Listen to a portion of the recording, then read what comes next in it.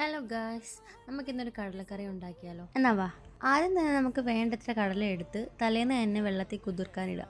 അല്ല, അന്നത്തേക്ക് തന്നെ ആണെങ്കിൽ നമ്മൾ കുറച്ച് ചൂടുവെള്ളം ഒഴിച്ചാൽ മതി, അപ്പോൾ പെട്ടെന്ന് തന്നെ കുതിർന്ന് കിട്ടും. എന്നിട്ട് അതൊരു കുക്കറിലേക്ക് മാറ്റി കടല വേവാൻ ആവശ്യത്തിനുള്ള വെള്ളം, ഉപ്പ്, മഞ്ഞൾപ്പൊടി ചേർത്ത് വേവിച്ചെടുക്കണം. എന്നിട്ട് വെളുത്തുള്ളി, ചെറിയുള്ളി, സവാള, തക്കാളി ഇത് ഇത്രയും ചെറുതായിട്ട് അരിഞ്ഞെടുക്കണം. ഞാൻ 3-4 വെളുത്തുള്ളിയും ഒരു 10 ചുമന്നുള്ളിയും 2 ചെറിയ സവാളയും ഒരു തക്കാളിയാണ് എടുത്തിട്ടുള്ളത്.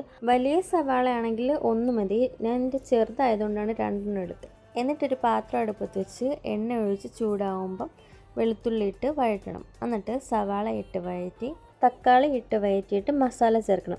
ഞാനിപ്പോൾ തക്കാളി ഇടാൻ മറന്നു പോയായിരുന്നു, അതിനു മുമ്പ് ഞാൻ മസാല ചേർത്ത് പോയി. 1 ടേബിൾ സ്പൂൺ മുളക് പൊടിയും 2.5 ടേബിൾ സ്പൂൺ മല്ലിപ്പൊടിയും ഒരു 1/2 ടീസ്പൂൺ ഗരം മസാലയാണ് ഞാൻ ചേർത്തേക്കുന്നത്. എന്നിട്ട് അതെല്ലാം കൂടെ ചേർത്ത് നന്നായിട്ടൊന്ന് മൂപ്പിച്ച് വഴറ്റിയെടുക്കണം.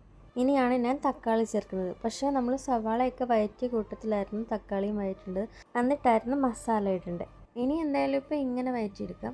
എന്നിട്ട് മസാല കരിയാതിരിക്കാൻ വേണ്ടിയിട്ട് ഞാൻ കടല വേവിച്ച വെള്ളമാണ് കുറച്ച് ഒഴിച്ചു കൊടുത്തത്. അതുകൂടെ ചേർത്ത് നമുക്കൊന്ന് ചെറുതായിട്ട് വേവിച്ചെടുക്കും. എന്നിട്ട് സ്റ്റൗ ഓഫ് ചെയ്തിട്ട് ഞാൻ ഈ മസാല ഒന്ന് തണുപ്പിച്ചെടുക്കും. എന്നിട്ട് അതങ്ങനെ ഒരു ജാറിലേക്കിട്ട് നമ്മൾ വേവിച്ച കുറച്ച് കടലയും കുറച്ച് വെള്ളവും കൂടെ ചേർത്ത് നല്ല പേസ്റ്റായിട്ട് അരച്ചെടുക്കും. എന്നിട്ട് അത് പാത്രത്തിലേക്ക് ഒഴിച്ച് നമ്മൾ വേവിച്ച കടലയും ചേർത്ത് നന്നായിട്ടൊന്ന് തിളപ്പിച്ചെടുക്കാം. ഈ സമയത്ത് ഉപ്പ് വേണമെങ്കിൽ നോക്കിയിട്ട് ഉപ്പൂടെ ചേർക്കണം. എന്നിട്ട് കറി നന്നായി തിളച്ച് വരുമ്പോഴത്തേക്കും നമുക്ക് കുറച്ച് തേങ്ങാപ്പാൽ ചേർത്ത് കൊടുക്കണം. അപ്പം തന്നെ സ്റ്റൗവും കൂടെ ഓഫ് ചെയ്തേക്കുക. നമ്മൾ തേങ്ങാപ്പാൽ ഒഴിച്ചിട്ട് വീണ്ടും തിളപ്പിക്കേണ്ട. ഇപ്പം നമ്മുടെ കറി സെറ്റായിട്ടുണ്ട്. ഇനി നമുക്കിതിലേക്ക് കടുക് താളിച്ചൊഴിക്കാം. ഇനി ഒരു പാൻ അടുപ്പത്ത് വെച്ചിട്ട് എണ്ണ ഒഴിച്ച് അത് ചൂടായി വരുമ്പം കടുകിട്ട് പൊട്ടിക്കാം. എന്നിട്ട് കുറച്ച് ചുവന്നുള്ളിയും കൂടെ വട്ടവരിഞ്ഞ് കുറച്ച് വറ്റൽമുളകും കുറച്ച് കറിവേപ്പിലയും കൂടി ഇട്ട് നമുക്കത് കറിയിലേക്ക് ഒഴിച്ചു കൊടുക്കാം. എന്നിട്ട് അതിൻ്റെ പുറത്തേക്ക് കുറച്ച് മല്ലിയിലയും കൂടെ ചേർത്ത് കൊടുക്കാം.